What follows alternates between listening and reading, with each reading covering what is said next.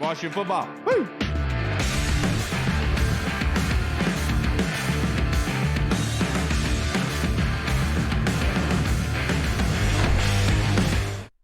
Okay. Washington football. Woo!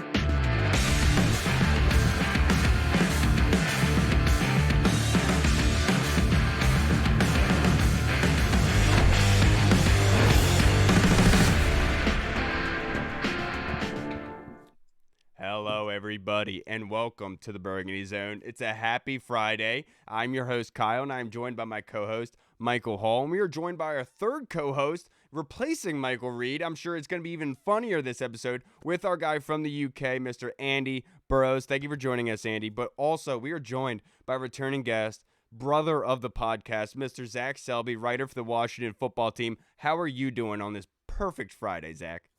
I'm feeling pretty good. A little exhausted. It's definitely feeling like week 11 in the NFL for sure. But other than that, I am living the dream, doing my thing. And speaking of living the dream, you know, the Burgundy Zone is part of the List of Podcasts, the List of Frederick Podcast Network. You can find out more at listofrederick.com. Now, Zach, my first question to you is, there was a surprise player that popped up on the injury report today by the Washington football team. That is Curtis Samuel. He did not practice for 2 days this week on Monday and Thursday, and then today he's limited. So I know you can't say that you think he's going to play, but let's say this. What is your percentage chance that on Sunday Curtis Samuels plays?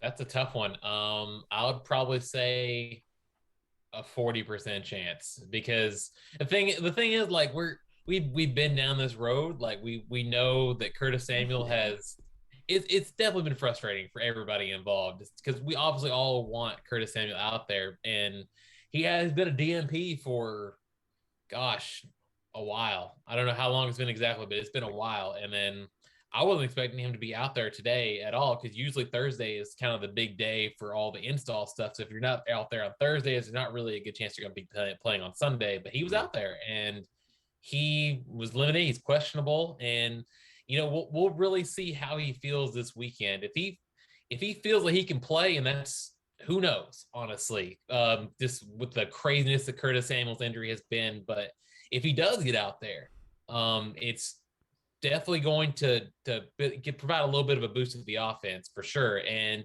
while our reason I say 40% is, it was like I said, DMP for so long, and then all of a sudden you see him as a limited. Like, I don't think that's nothing, for sure. So we'll see. I hope he plays, because I'm tired of seeing him on the sideline. I want to see him out there making some plays. Yeah, and I think it's similar to what happened with Logan Thomas. He worked out last Monday and then was sore the next day, and so obviously that put him back from coming off the IR. I think the same thing was possibly with Curtis Samuel. Him practicing today, they'll probably see if he's sore or whatever tomorrow, and then obviously a game time decision for Sunday. Right, yeah. Speaking of Curtis Samuel, he's a former Carolina guy. Just like a lot of the front office people, a lot of the coaching staff. It's going to be like a little family reunion going down to Carolina for a lot of these guys. You've been around like the building, out of practice, stuff like that. Has it been like a little bit more juice in the air, or has it just been like just a normal everyday, like week 11 week going into this game? I think Scott Turner said it best when he said that coach has done a very good job of not making it about him and more about the team. That being said, there is kind of an elephant in the room that he did happen to coach there for almost a decade and had a lot of success there. And I think that they do understand the emotions of it. I mean, Terry McLaurin talked about it earlier this week, that, like, I mean, how would you not feel something about going to your former team where you made so many big memories, was such a big part of the community like Rivera was. But at the same time, these guys are trying their best to treat it like it's just any other game, which I would expect, honestly, because there's a lot of storylines around this game that weren't there a couple weeks ago, especially with Cam Newton coming back. And I mean, there's going to be a lot of eyes on this game. And I guarantee you that Rivera wouldn't want nothing more than for this to be, in the grand scheme of things, to be just a regular week game. Now, personally, I'm sure he's not going to say this to anybody. I'm sure he would probably talk me down if he ever heard me. But I'm sure that it does mean something to him for sure. And if they win, hopefully we'll probably get a lot of that. Yeah, well, were really hoping to get this win, and I'm sure he's gonna feel something if we do manage to win. That I will not here. I haven't been here for 2 years. Come back, get a win, and now we're moving on to the next. Selby, what do you think Carolina's main strengths and weaknesses going into this Sunday's game? Obviously, coach knows them well, but what do you think they pose to the Washington football team? Well, the biggest thing, I mean, their defense as a whole is honestly, I didn't know that they were this good until I really started diving into the numbers by Tuesday or Wednesday, but they're really good. Yeah, they're sixth in the league for opponents on defense, opponents' points scored per game. It's pretty remarkable. Yeah, and they don't allow any passing yards essentially, like per game, which is insane. They're first in the league. Yeah, and I mean, obviously Stephon Gilmore is playing very well, so that has something to do with it. Jeremy Chin also playing very well, leading the team in tackles. I think the biggest reason why their defense has been playing so well is their pass rush. Their pass rush has been insane. Hassan Reddick is just on fire with 9.5 sacks, 5th in the league.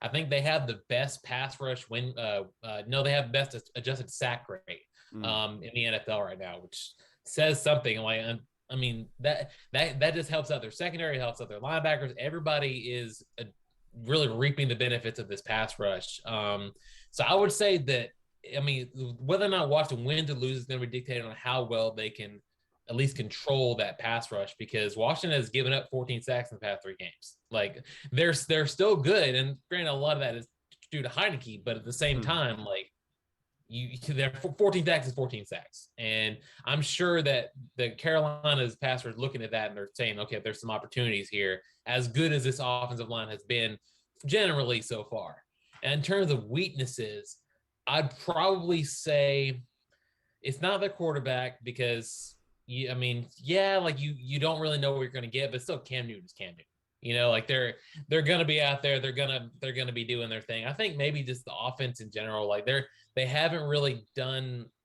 it maybe as much as people have expected. You have DJ Moore out there. You have Christian McCaffrey still coming back. That's going to be an issue they're going to have to address. But I think their offense is more in tune with how the defense is playing so far. I think this is an even fight between the defense and our offense. And I know that Matt Rule said that Cam Newton's going to be starting. He'll be making the first play, but I'll say that he did say that PJ Walker was also going to be playing too. So maybe the uncertainty at quarterback. I mean, I know I said that maybe not is a thing, but you really don't know, because it's impossible to learn the whole system in about 2 weeks. That's I like Cam Newton too, but that it's a tall task to learn the whole system on the fly.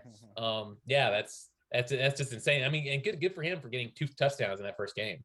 Yeah, and to your point there, their passing offense for the 28th in passing yards so far, and 15th in rushing, and obviously they've done better since Christian McCaffrey's gotten back, so I don't think that number is very indicative of what they are. But last week against Tampa Bay, Ricky Seals-Jones got injured, and he's out for this game this weekend. He's probably going to be out for a couple weeks. Logan Thomas, we talked about before, had some soreness in that leg. He's still not back from IR. But from the film that I watched, John Bates did really well when he came into that football game. How confident are you with him going into this game on Sunday, with him being the starting tight end?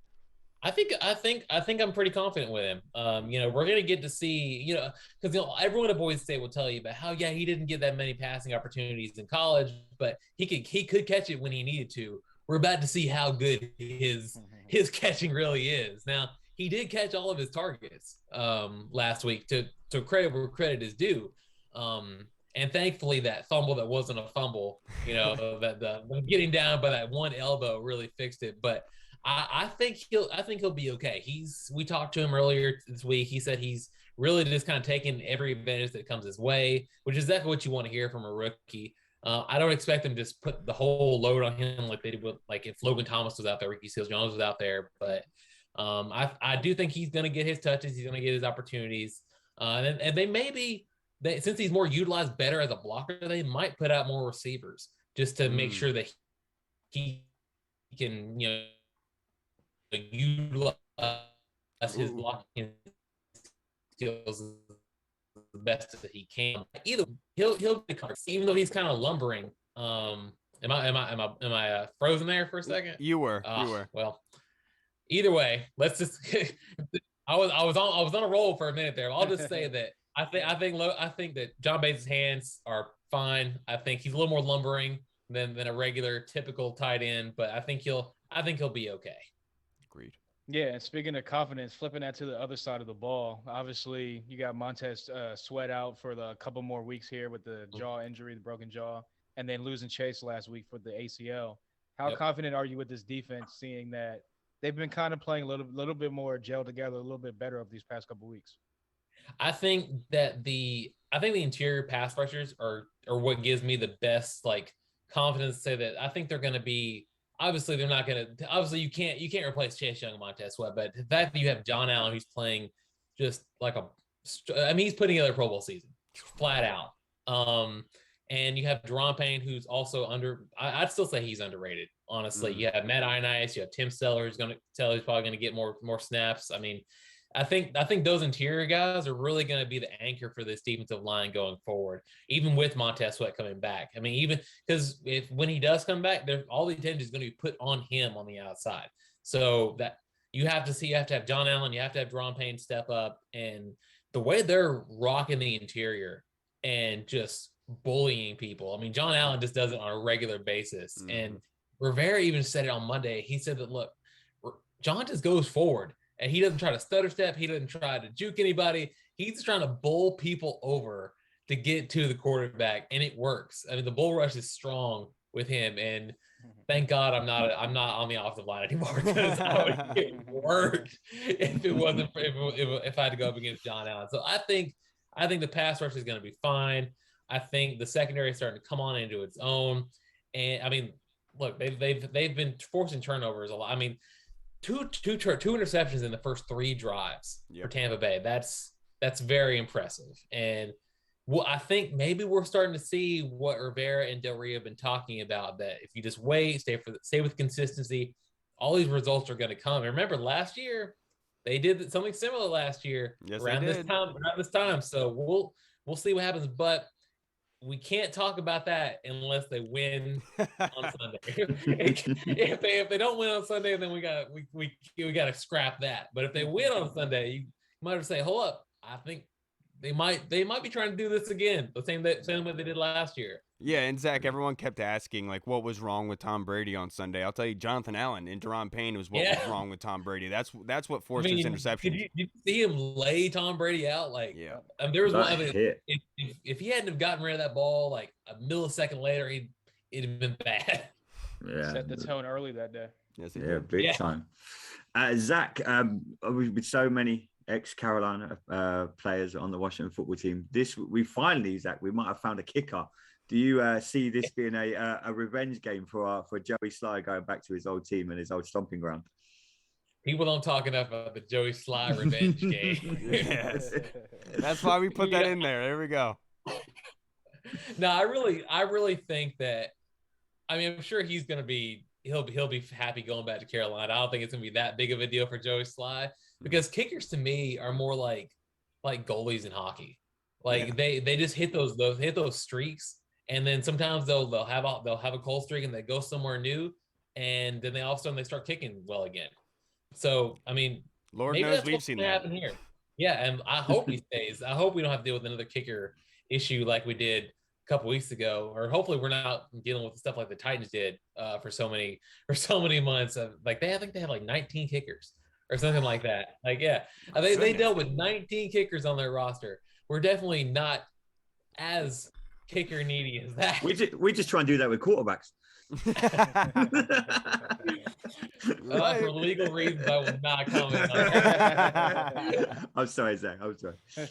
No, it's cool, but I think Joey Sly has been great. I think his beard's amazing, first of all, and he kicks just as well. So let's see what the Sly guy does. Yeah, and one of the best players and unsung heroes from the game last weekend and this season has been Deandre Carter. He has come out of nowhere, not nowhere, but he was the last roster spot for this wide receiving core, and he has come up with some huge plays for Washington in these wins. So in your opinion, do you expect that to consistently happen with Deandre Carter? How awesome is his play? Because I know that you just came out with a recent article on Deandre, if you could kind of go into detail.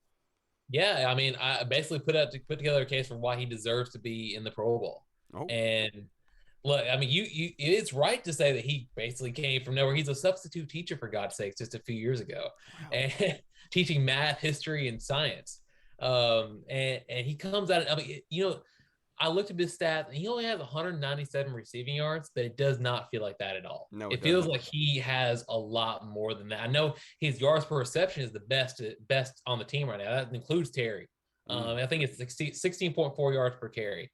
But I fully expect he's kind of emerged as that de facto number 2 right now with Curtis Samuel, dealing with his stuff, and you have De'Ami Brown, still coming on and still growing. He's been that guy. That's really been the speed guy that you really need him to be. He can take the top. He hasn't been able to take too much of a top off of defense, but he has the speed to do it. And you also can't mention Deandre Carter without bringing up his kickoff return yardage. Leads the league in kickoff return yards right now. One of only 3 kickers in the NFL right now to have returned a kick over 100 yards. Oh, wow. Yeah, exactly. Yeah. I mean, there's only 4 players in the NFL right now that have returned a kick for a touchdown this season. He's one of those guys. So he's really been a pleasant surprise in a lot of ways. And he's a really good story. We're actually going to have a players post story where he kind of goes through the details of his life, kind of going through how his late brother really motivated him to keep playing in the NFL, and his life of what it was like to get cut, what it was like to finally find a place in Washington, how he's able to approach the situation now. And we talked for about a half hour, and he's just a great interview. And I think people are really going to love that story. But he's been one of my favorite players this year so far. Yeah, definitely. He's definitely been, like you said, an unsung hero to this team, especially to this offense. And speaking of a guy that was kind of integral to the win last week was Antonio Gibson. It seemed like obviously with playing with the lead, you can obviously lean on the run a little bit more. He was running hard the game. Yeah, but it seemed like he was running hard. You think that was because of the bye week? He's a little bit more healthy, or do you think that he's hitting that second win, second half of the game, second half of the season stretch where he'll just be a little bit leaned on more for the offense? I think it's a little bit of both, honestly. I think you see that he's definitely getting better. The shin is not as hurting him as much as it was. He even said today that the Tampa Bay game was the best he's felt all year. Oh, wow. It definitely looked like it. And you talk about some tough yards. That first touchdown he had, you could just hear the Chris Berman making those bumping sound effects when he does look the fastest 2 minutes in the NFL. I mean, it didn't look like he was going to get in there. He just drove and drove. And, I didn't really expect Washington to be that much of a big player in the running game against the Bucs because they're one of the best in terms of defending people on the ground. They had almost 100 yards. Yeah. And they stuck with it. And it doesn't surprise me that he's kind of hitting the second win. That's going to be a confidence boost, I think, to him going forward. The Panthers are also no slouches when it comes to defending the run. And I wouldn't be surprised if he goes on a similar run to what he did around this time last year when he was kind of making a case for maybe outside chance being offered the rookie of the year the way he was performing. So I think he's definitely getting healthier, but I think he's also kind of hitting that mode, that groove, like every other player on this team does. Whereas when it's November, December, they find a way to keep fighting. And I think that's one of the biggest strengths of his entire skill set. Do you think, and we touched on it earlier there with Joey having a revenge game, do you think that Cam Newton, not that he needs a chip on his shoulder, do you think he'll play with an extra chip on his shoulder because he'll want to say to Washington, hey, this is why you should have called me, this is why you should have come and got me, Do you think this, and it's Ron Rivera and we know the history, do you think, not that he needs an extra edge, but do you think this kind of game will give him that extra edge because he's, a point to prove, hey, no one wanted me, I've gone back to my old team on a 1-year deal. Right. I don't think publicly he'll say that. I mean, he's definitely played. You do have to think about. I mean, Taylor was like the 4th quarterback on the roster. He's starting for Washington, and they didn't bring in Cam. Like you have to imagine, like there has to be some sort of like social ladder there, right? Well, I mean, yeah, like they could have brought in Cam if they really wanted to, but they didn't. And I think it's because they really wanted to see. It's a different kind of approach, honestly. And he's kind of brought that up a couple of times. That 2011 team was a little bit different. They had a little more veteran people on there. They had a little more veteran leadership, and then you kind of drop Cam Newton in there, and then and plus nobody's like Cam Newton, so you kind of have the quarterback of the future that you really need. I think they want to let this team grow a little bit more before they want to say like, yeah, we're just going to drop the quarterback in there right now. So, and I think he's really dedicated to going in a different direction, honestly. I thought maybe they might go after Cam personally. I froze again, didn't I? Yeah. No, you didn't freeze. No, you're good. Oh, I did? Well, see, I saw something that said my internet connection was unstable. So you never know with these. I'm moving out, by the way. So you'll have a new venue the next time you see me. Nice. But no, I think, I don't think Cam's going to consider this game too much like a revenge game. Like, yeah, you should have picked me or whatever, because also like 31 other teams also didn't really want to take him either. So it's, I think if he has more of like a revenge factor, I think it's going to be with like the rest of the league, as opposed to like, I'm going after Ron, which he would never do, because I know that they're like family, honestly. Like from what I've heard, like they've got a strong bond. And now to wrap this up, Selby, I only have a couple questions for you. And the first one is going to be real quick. What's going on with Logan Thomas? Obviously he was sore after that Monday workout, and he hasn't been activated from IR. I think they have 2 to 3 weeks to activate him off the IR once he is eligible for it. What do you think's going on with Logan Thomas, and do you think that we will see him next week? I hope we see him next week, because I'm not telling you this just like I want to avoid it. I literally don't know what's going to be going on with Logan Thomas, because I know that there were some outside reports that he might be ready for the Bucs game, and I think they tried to see how that went. Right. But I think they just want to be careful with his soreness, because look, those hamstrings, they can mess you up. And they can linger. Like, yeah, they can. That's the true definition of a lingerer. Like they hang around a lot. And I think I want to say there was somewhere that said like even after it's officially like quote unquote healed, it takes another few weeks for it to really feel like it's fully right. So you don't, because also like if that hamstring ruptures, like you're done for the year, like flat out done. They definitely want to have a tight end who Pete Harris said like a top 5 tight end in the NFL right now. They want to have him around for maybe in those 5 division games when they possibly could make a spot, make a run for that last wild card spot, or even that division run. Like you want to be at full strength at least. Right. And so would you think of it this way? Would you rather have Logan Thomas next week, or would you rather have him when you really need him most? When your division is on the line, you've got 5 straight division games, and everything matters even more than it did, earlier in the month. Right. I think you're right about that. I think a lot of people would agree. Now, my last one for you is Washington wins if ... I've been getting this question a lot recently. It's been a common theme of my life. Washington wins if they're able to maintain the same consistency on offense that they did against the Bucs. So in that first half, 4 drives, 4 scores, field goals and touchdowns.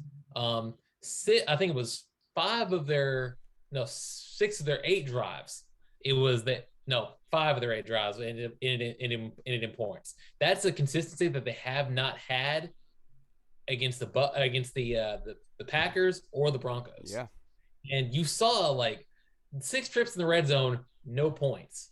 And if they even scored half of those red zone trips, who knows? We might be talking about a different situation.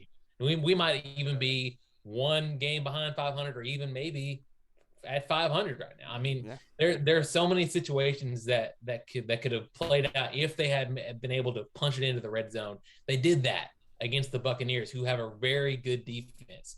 Now, this Panthers defense is as good or better in a lot of areas. And if they can somehow manage to say, okay, we figured something out on offense. We've figured out how to score outside of the 20s.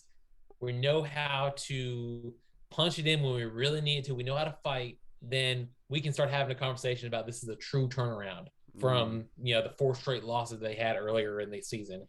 But if they can't contain it, then you start to say maybe that was a blip. on the schedule. But I don't think that it is. I think they might have figured something out here. I think that was a confidence boost for them that they really needed heading into the bye week, to say, look, there's plenty of games left on the schedule. We're not out of anything yet, and we just showed we can beat one of the best teams in the league.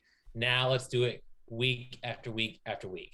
Absolutely, and especially since how they played early on in the season, it was almost like they were getting played out of the league, like they couldn't contend with anybody. Going against the Bucs, ex-Super Bowl champions, obviously that kind of builds their confidence, Selby. I can't thank you enough, sir, for joining us. As always, sir, a brother of the podcast, coming on and bringing us some great insight into this matchup this weekend. Thank you so much, Selby. If you want to plug your Twitter handle real quick before you go. Yeah, sure. You can find me on the Twitters at Zach Selby WFT. Still not verified yet, although I've tried multiple times. I'm calling out Twitter's verification Get on that because Twitter it is ASAP. ridiculous. That is ridiculous, Selby. But You are royalty. if you want to go check me out on Facebook, you're not telling me anything new. So you can also check me out on Facebook at Zach Selby, or I don't know if there's no @ in Facebook. Just put in Zach Selby in the search bar. You'll find me. And if you want to check out some great baking stuff, just go to Instagram, Zach D. Selby. I haven't been baking that much recently. Been a little busy recently, but I did bake a cake this morning. There you go. Made it for the Meteor members because I have been neglecting them recently. They're spoiled. They're spoiled, Selby. Yeah. We don't get any of that. Selby, I can't thank you enough, sir. And if Twitter can't verify you for your Washington stuff, they should verify you for the baking stuff, because that stuff puts you over the top. Selby, I can't thank you enough, sir. Until next time, enjoy your weekend. Hopefully we get a win on Sunday. I hope so. Y'all have a good one. You too. Have a good All right, weekend. Selby. Have a good one, Zach. All right, everybody. We just spoke with the man, Zach Selby. So before we head on to our next part of the podcast, we're going to be joined by our next guest. Let's listen to our Manscaped holiday ad. Ho, ho, ho, gentlemen. Just like myself, the holidays came early here at Manscaped, the leading men's hygiene brand. Manscaped just launched new products, including their new Ultra Premium Body Wash and 2-in-1 shampoo and conditioner. Everyone likes a 2-for-1 deal. It's time to give yourself, or someone who needs it, the gift of beautiful skin, hair, and balls this holiday season. Go to manscaped.com and use the code BurgundyZone for 20% off plus free shipping. All right, let's start with our fan questions. Welcome back, everybody. And the first one we're going to go to is our Discord chat server. Our guy, Mr. Tony Shivers, he's the biggest, I feel like he's the biggest fan of the Washington football team. I mean, he literally watches all of our podcasts, listens to the same thing be said over and over again, and he just keeps coming back every week. But I'm going to go with you with this, Andy. He wants to know, do you think AG gets his first 100-yard rushing game of the season going against Carolina? Yes, he's shown great improvement for me over the especially last week. I mean, I saw a man that he seemed to learn. You know, he had a few fumbles in the previous games, and it's kind of like he'd used the bye week. He'd gone, okay, I'm gonna kind of get my shit together and sort my life out. And he really did. He's come back, and I think he had a point to prove, and what a game to prove it in. So yeah, I think again, like Selby said just there, I think consistency is going to be the key, and that just doesn't go for the whole team. That goes for the players as well. They need to be consistent. He's proved to us last week that he can do it. He proved that he can do it without fumbling. Whether it's downfield, he'd done it all well last week. He just needs to do it consistently. And if he does it consistently between now and the end of the season, he is going to put up some amazing numbers, in my opinion. Yeah, and that's where Washington has to win this football game. Defensively, the Carolina Panthers are ranked 13th in the league. They give up on average 107 yards per game on the ground, but then obviously their passing yards is where they're first in the league. So this is where Washington has to win with running the football, Tony, and hopefully AG does get his 100 yards, because that would mean that Washington is running the ball effectively, efficiently, and they're scoring lots of points if he has 100 yards, because we just saw last week he had 2 touchdowns with only like 60 yards rushing on the day. So if he has 100 yards rushing, they're in a very good position to win.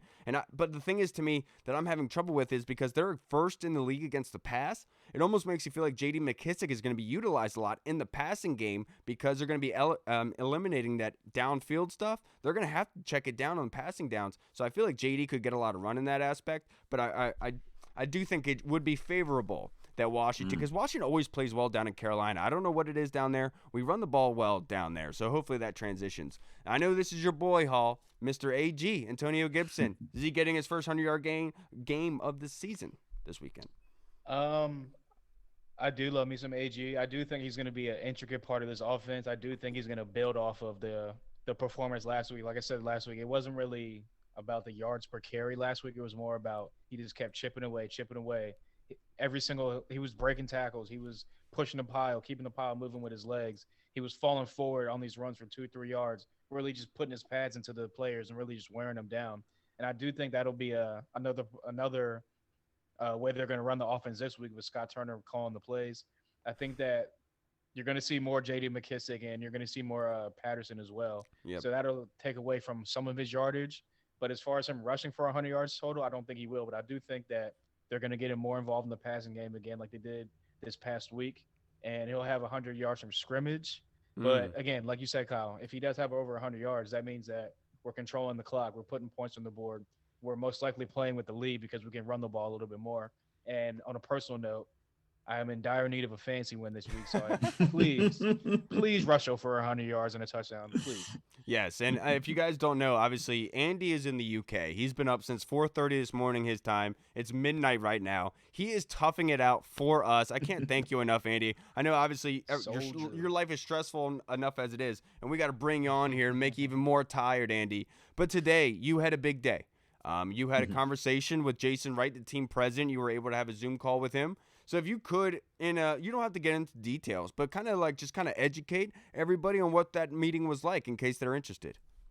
Yeah, no, it was a privilege to be asked to go on the Zoom call with Jason. I think they're just reaching out to certain fans and a certain part of the fan base right now. And being over in the UK, it was nice to be asked. Yeah, he just mentioned to us like what can they do better moving forward, with even like towards the name change. Like, do we want to see more making of the brands like they've been producing? Is that something we want to see more of, or would we rather see less than that? And he asked our feedback of have they done enough now, and are we ready for the name? I was kind of in the camp with, do you know what, I am ready for the name, I think. And I said this to him, and I'm sure he won't mind me saying it. I said, no matter what this name is going to be, not everyone's going to be happy. You're going to have 50% of the fan base that go okay, 50% that are unhappy. But I said the one thing that will solve that, I said, once we've named this name, and I said this to him when I was chatting to him today, I said, if we start the next season off 6-0, 5-0, whatever it is, 4-1, no one will care what we're called. I said, as long as this team can put something on the field and this product on the field is good, that will lead into the name and everything off the field being a lot better. I said, it might sound cliche. And he was agreeing. He's like, look, yeah, it sounds easy. Winning solves everything. And that's very easy to say because, right, we'd all have to be in a Super Bowl every year. We'd all have to be in the playoffs, but that's easier said than done. We understand that you have to get the players and we have to give Ron Rivera time. So I was just going over that with him. We mentioned stadium. He said that, that's something that they are deeply looking into. It is happening. He said he couldn't go into too much detail, but that is something that they're working on. He just went into it. It was just nice for that. I said this to him today. I said, if I had gone back 2 seasons, maybe 3 seasons, this would never have happened. No one from the Washington, no one. I mean, for all the bad press that Jason's been getting recently, and I hear all these people on Twitter, and everyone's entitled to their opinion. Oh, where's Jason Wright? We haven't seen him. The guy's the president of a National Football League team. He's not like us. I sit in a lorry all day just on Twitter. Is the lorry the bathroom? You're in the bathroom all day? Not the lorry, the truck. So I don't know what you guys call it. I don't know. I didn't know what a lorry was. I'm sorry. I butchered that. I thought it was a bathroom. I'm just sitting there having a crap all day. But we're just, he's the president of an NFL team. And he was like, I know. He goes, trust me, I am working. I was like, Jason, you don't have to justify yourself to me. So he's one of the hardest working men around. But it was just good for them to reach out. I know they spoke to a few fans today. And you wouldn't have got that 2 seasons ago. I mean, people say, oh, well, the Washington football team are not doing this. They know they messed up the Sean Taylor thing. He said that. He said that on the Junkie. I think it was on the Junkies this morning. He was. He said, look, we effed that up badly. He said that to me today. And they're trying to make amends for that. I think they've got some plans. So he asked me some ideas of what I would do. So I gave him some ideas of how I do. I said, look, people view it 2 ways. If you try and make amends for the Sean Taylor thing, there'll be a bit like it's after the horse is bolted. You don't do this. But I'm saying, look, I said many years ago, the Washington football team wouldn't have even tried to make amends. They would just screwed up. They would have just screwed up and they would have moved on. I said, look, Jason, you're trying to make amends. You can't please all the people all the time, but the impression I got from him today that he is working very, very, very hard for this fan base, and he knows, Jason Wright knows what this means to us as fans, and the way they're communicating. You know, Carl Hall, you know, George. We all know what the way he's doing it, and I took my hat off into the end of the conversation. I just appreciated being asked, and I have faith that we're going in the right direction. I think the main thing, and it sounds easy to say, and we all say it all the time, I think we have to be patient. And I know Maurice has said it many times on the podcast, the DC Tweet team, Washington fans aren't best at being patient because we haven't had anything recently. We haven't been to playoffs that often. We haven't played in the Super Bowls. You know, I haven't seen my team play in the Super Bowl. Carl, we're the same.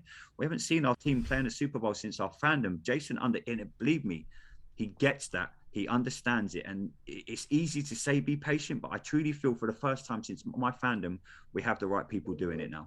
Yeah. Well, thank you for saying that, Andy. I appreciate you coming on and being able to tell everyone kind of what that was like. And I know you you threw it in there. You slid it in there. I'm not sure if you guys got it. Man. We are joined by our returning guest and the host of the Full Press Coverage podcast. Obviously, everyone knows him, former Sports Illustrated contributor and writer, Mr. George Jorge Carmi. How are you doing tonight, sir? I'm doing great, Paul. Thank you for having me tonight. Appreciate being here. Of course, sir. And the first question I have for you guys, I'm going to go this with you first to you, George. What is the prediction record-wise for the rest of the season? I know we've kind of already talked about this, but this Tampa Bay game, this win, the 29-19 win over them, that was a defining win and kind of a confidence-building win, and similar to what happened last year. So what is your prediction for the record-wise for the rest of the season?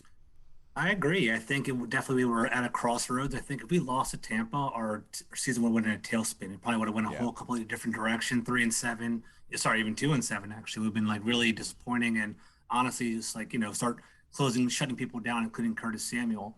I don't think the rest of the schedule is intimidating. Maybe I'm an optimist. Maybe I'm a homer, but the NFC East. You guys want me to read it off real quick before you go? Go ahead, sure. We got Carolina this weekend. Following that is the Seahawks at home on Monday Night Football. Then we're at Las Vegas December 5th. Then versus the Cowboys at home. Then going to Philly to the Link, Cowboys. Then the Eagles again. Then finishing with the Giants. Yeah, so just looking at that, it's not really too intimidating for me. So I think the Panthers game is going to be nip and tuck. I don't know if we're going to dive into that later on in the game on our podcast. I just feel like, the Panthers, their defense is actually pretty strong. I think it's going to be up to whether Cam Newton actually causes a turnover or not. I think he will. I think he's going to be too amped up this game. I think he's going to try to prove too much, try to rub it in Rivera's face. I think there's going to be some sort of there's going to be some turnovers and some problems going on, right? So Carolina doesn't scare me. I have us winning 20-17 tomorrow or Sunday. Seahawks, they've had a number for a while, and if Russell Wilson plays and he's healthy, I think the Seahawks are going to get us. And the rest of the season, man, the NFC East is a coin flip. The Cowboys are looking hot right now, but at the same time, we might stun the world and beat them. We've planned for them all year long. People need to kind of consider that. The NFC East opponents, the Giants, the Cowboys, the Eagles, we have scouts that are working on them throughout the entire year. They don't just next week we're going to plan against them. They've been kind of scouting it all year long, so they know what's coming. So I do think my prediction at the beginning of the season was 8-9 for Washington. I don't know if we're going to get there. I wouldn't be surprised at 7-10 or 6-11. So I think it's kind of where we're approaching. Yeah. What about you guys? Do you guys feel that, Andy? Do you think that it's around there where George is thinking of, or do you think that this team is on their way? I'm kind of with George. I mean, I know we talked about it at the start of the season, having all them divisional games at the end of the season. I think that might benefit us now, because if you can't gear yourself up for divisional games, it's still could be in our hands potentially. We've only played, I keep forgetting, we've only played one divisional game so far. We're in November. When is the last time, if at all, that's ever happened? So, I'm kind of with George. I think Seattle might come in and have our number, but I said the same about Tampa. So what the hell do I know? We could do it again at home, Monday Night Football, So I just want us to be consistent now. That's the thing with the Washington football team. Like last week, we took 10 steps forward. I don't now want us to take 5 or 10 back. I want us to be, and if we can do it again this Sunday, then that builds more momentum going into the Monday Night Football, and then going into all them divisional games coming up. Never say never, you know what I mean? I think Zach Selby said it earlier. I said this time last year, and I know, Carl, you said it many times on your tweets and stuff. This time last year, we kind of went on that same run. So if you can get on a roll going into Thanksgiving, going into the holidays, and going into all the divisional games, I think we've got a chance. We just We just need to be consistent for 4 quarters. We can't. Last week we played well for 4 quarters. Yes, we That's did. It's the first time I've said that in a long time. And if we can do that, Yes. we have a great chance. Now, this is the first time that we've said that this season, Andy. Mm. Do you have anything to add on that, Hall? Yeah, nah. You guys pretty much hit everything spot on. It's gonna come down to consistency, like Selby said. Can the defense pretty much, obviously losing Chase is gonna hurt. Yeah. But can the back end pretty much keep up that consistency against DJ Moore and a speedy guy like Robbie Anderson? We're going to break down the game here in a few. Yeah, of course. But then when you go to Seattle, I mean, look, normally a primetime game, you would think like, oh, you can just chalk it up to an L. This team has no chance because look at the history. But again, look at the history under Rivera. He gets him up for those primetime games. Again, yeah, I mean, if you build off a win with Tampa Bay and then another win of Carolina, going into that Monday night game, all of a sudden, this is around the time of year when you want to get hot, you want to start getting on a roll to kind of make that playoff push into the playoffs. So, not going to say they're going to come out here and win and go on this crazy streak like they did last year, but starting this Sunday is definitely going to tell a lot about what the rest of the season is going to look like. This is the game. I'm sorry to interrupt you, Cos, real quick. So basically, Carolina's sitting in that 7th seed in that super wild card position, 5-5. Exactly. So if we knock them off, then we have the head-to-head. I mean, if we are even considering the playoffs or considering any kind of shuffling, this is the game to win. So exactly. Yep. Yeah. Mm-hmm. And now our next question is by our guy, Paul Murphy out in Scotland. I know you know him real well, Andy. Oi! And he wants to know, I'm going to go with you first, Andy, on this one because he has consecutive ones. Do you think we can win consecutive games for the first time this season in Carolina? And what needs to happen on Sunday in order to defeat the Panthers? It comes back to what we've said, consistency. I think we have to be consistent with the way we're playing. I think like we said, we asked the question about AG earlier. I think we have to run the ball well. I think that's a strong part of our game. When we get it going, it's no middle ground with Washington. When our run game's good, it's really good, and when it's bad, it's really bad. There's no like, oh, we ran the ball well for 1 quarter. We have to consistently do it. We've got Gibson, McKissick, get them guys going. Patterson might come in, we might see him some more. I think we need to get the run. If the run game gets going, I think we can do some serious high. The Panthers, they're a hit and miss team. I mean, I generally think we could go in there. And if we fire on all cylinders like we did last week, I think we could steamroll this team, and we have to hit them early. What I liked and what Selby said earlier was the Washington football team, what we've done last Sunday is we scored early. How many times this season have we been like, got to the end of the second quarter and we're like, oh my God, we've only got 3 points, or we've gone in at halftime. Last Sunday, we come out and it was old school football. We punched them in the mouth. We said, look, we're going to take the game to you.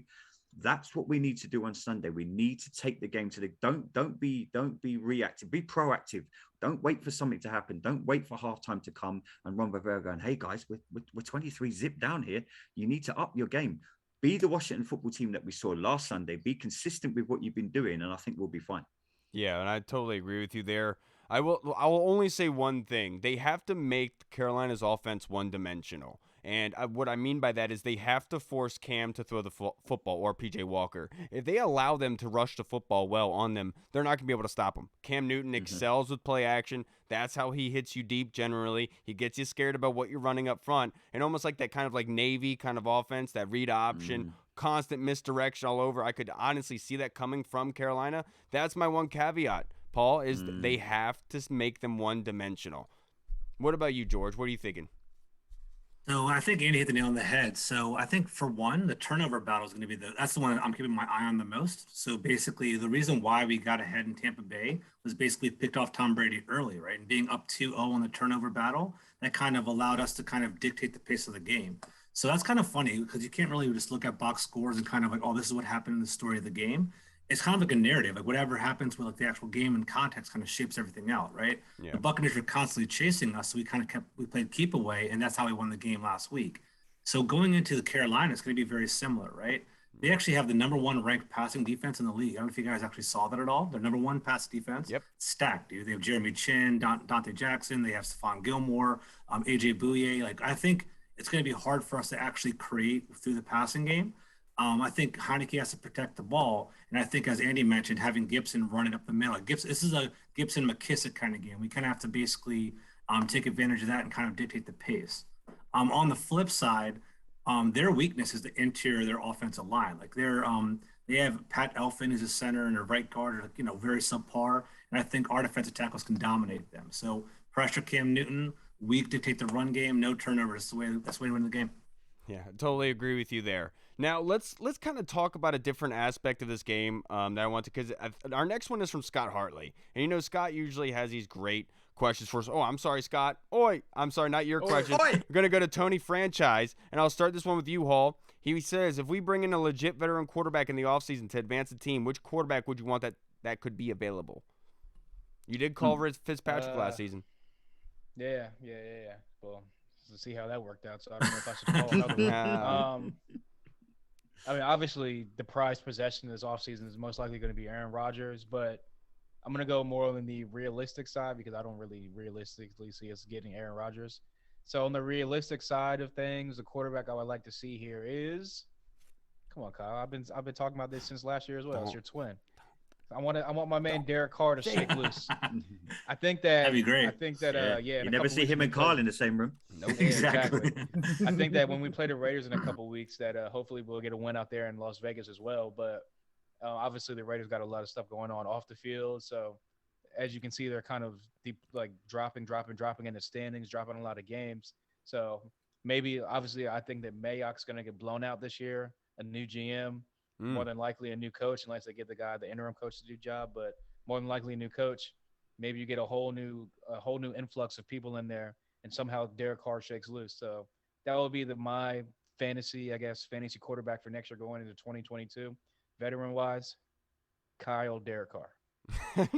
I don't think if it's going to be any veteran quarterback, it's go big or go home. I think they're going to go with the same mindset they had with Matt Stafford, offer Matt Stafford and go big or go home. If it's not there, then pull out. And that's how I kind of feel about it. No giggity. But like kind of that's how I feel with Aaron Rodgers or Russell Wilson. I truly believe that Russell Wilson has his eye on New York. I don't think that he would come down to DC. But I do think that Aaron Rodgers could be swayed into coming here. I think there is some sort of it looks good to people because I feel like especially somebody who's confident in their ability could come here and say, if I went there, we would be dominant and we would win a lot of games. And that aspect I do believe. What about you guys? What about you, George?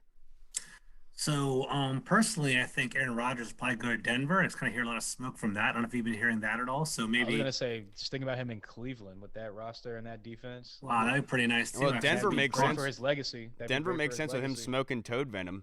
Exactly right. Yeah, he's definitely hipster up in the woods and doing whatever the hell he wants to do out there. But for sure, but yeah. So Aaron Rodgers, I've heard out in Denver over there. I do like Derek Carr. I do think that would be a nice little steal for us. I'd be very happy with that.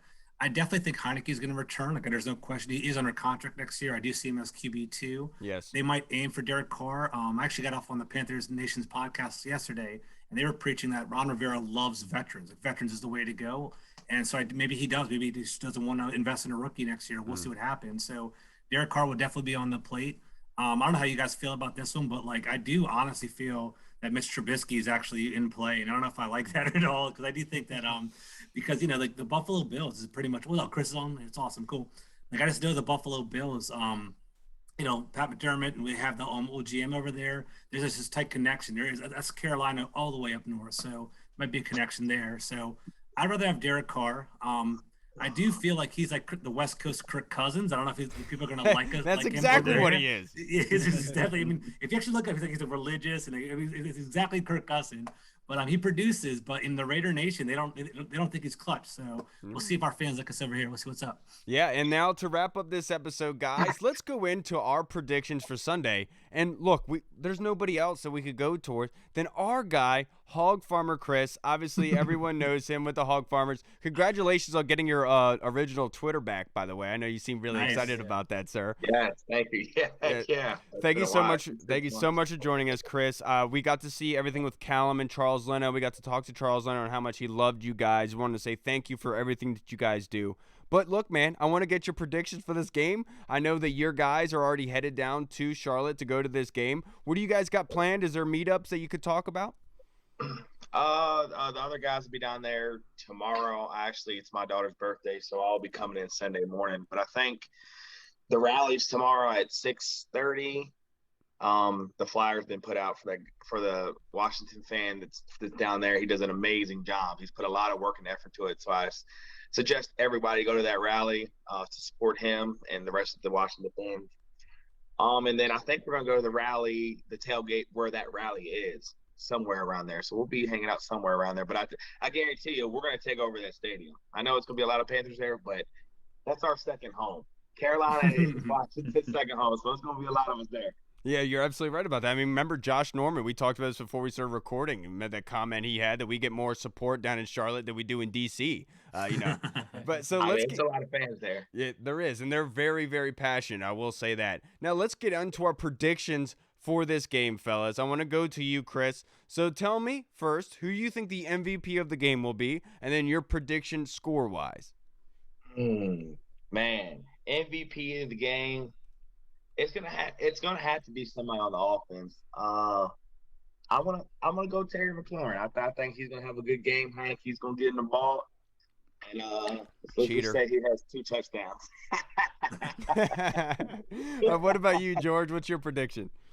Oh man, so I think 20-17. It's gonna be Washington's gonna pull out the victory, and man, I think it's gonna be on the defense. Man, I think if someone's gonna cause a play, I think it's gonna maybe Jonathan Allen, Deron Payne. I'll put Deron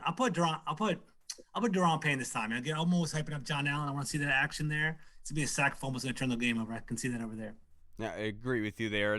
So I'm going to blow you guys away. I think Washington wins 30-13. I think they win in a dominant game. And the reason I think they do too. The reason why I say this is because defensively for Washington, they're best against the run. They're 6th in the league with only giving up less than 100 yards a game with 97.1. Against the pass, they're 28th, giving up about 20. Or my bad, they are 30th against the pass, giving up 279 yards a game. That being said, Carolina's offense is the complete counterpart to that. They're run heavy and they can't pass the football. This works in Washington's favor. I think Washington controls this game. It's about making them one-dimensional, making Cam Newton throw the football. I think they win dominantly, and it's through the ground. I do think AG gets the 100 yards, and he is the MVP of the game. What do you think, Andy? That'd be awesome. I'm with you. I said earlier, Carl, I think we're due to dominate a game, and we're probably all going to get killed for this on Sunday night, Monday morning. But my Twitter, turn off my Twitter. But I think we win 20-7. I think we blow them out. I think our defense really step up. I think we're going to build off the momentum from last week, and that's not me being rah-rah. I just think now's the time. If you're going to click into gear, now is the time. My MVP is going to be Cam Curl as well. I really like that dude. I mean, I love Cam Curl, man. That guy, he's what I call him, like Mr. Reliable. He just never seems to let his team down. When you need him, he's there. You need to play. Cam Curl's your man. Go get him. He's going to make your play. So I'm with you, Carl. And no, I haven't been drinking. I think we're going to be dominant.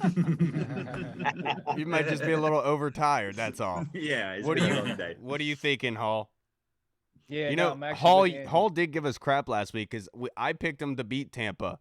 You remember that? I didn't put that on the Twitter, by the way. I saved you. I know. I appreciate that because I would have got my mentions would have been blowing up. I'm actually with Andy. I think the MVP of this game is going to be Cam Curl. I think he has double-digit tackles. I think he's going to be intricate in the defense and especially in the run game, stopping Christian McCaffrey in the run game because obviously they like to run the ball a lot. I think he's going to have another turnover-worthy play where he's going to make a tackle. Maybe he'll get a pick, maybe a pick six, something like that. Definitely like a game-changing play by Cam Curl. And I think that we get the dub. I'm going to go 27-19 Washington. Hey, my man. Well, those are great predictions, everybody. And that's going to wrap us up for this episode. But Chris, before we go, I just wanted to say I really appreciate everything that you do. Being able to come on here last night, I do appreciate that a lot. With everything that you do with the hog farmers, do you guys go to a certain tailgate? Because I know obviously here at FedEx, you guys have the red zone lot. Is there somewhere in particular you guys meet up in Charlotte if fans want to come find you at the tailgate? Oh, I guess it all just depends from what game it is, but we kind of try to bounce around. There's a couple of different organizations that we try to make it to for the away games. This one, I think we're going to tailgate. I'll tweet it out. His name is Panther Man, and then we're going to try to support our players' tailgates. And I'll tweet it out because I don't know the specifics. I got you. And then if you want to find Chris, he's going to be on Twitter on his original Twitter account with Hog Farmer Chris with one S, not two, with one S. Hey, real quick before we get out of here, guys, George, I really wanted to say thank you, sir, for being able to come on here, sir, bringing your great insight as always. You keep kicking butt. If You're Not Writing is doing well, I think your podcast is even better. Your hosting is really accelerated, done really well. Wanted to say thank you. And in case anybody wanted to be able to come find you on Twitter, where are your ats, brother? So it's at gcarmi21 and at FBC_Washington, WSH. Thank you for having me, guys. I always love coming on. It feels like family on here, man. I appreciate it. Of course. And then Andy, as always, dude, you stayed up all night for us. I can't thank you enough, brother. I know you're taking a little bit of a break, but hopefully this got your blood flowing a little bit, and maybe you're getting that itch. Hopefully we get to see you back, brother. We love you. We care about you. I'm glad that you're taking care of your stuff, and hopefully we'll see you back soon. Again, and Chris, before you go, make sure you tell your daughter we said happy birthday, by the way. Yeah, happy birthday, man. Happy birthday, man. Thank you. All right, everybody. I'm Kyle. I'm Hole. And we'll see you guys on Monday after Washington beats Carolina. Yeah, I said it. All right, everybody. Washington football. Woo! Eat some dough. Hey, what's up, everybody? It's Kyle. I just wanted to say thank you so much for watching. And if you liked what you saw, make sure you hit the subscribe button and the notification bell. That way you get notified when anything new is uploaded to the channel. Also, we just launched the BurgundyZone.com. You can go there and find all of our latest news, articles, and the latest episodes that are uploaded. Again, we also have the Discord chat server, where all of our VIP folks are in, like Andy Burrows, Scott Hartley, Sergio Martin is in there as well. Don't miss out on the Discord chat server. Go and check that out. Until next time, everybody, Washington football. Woo!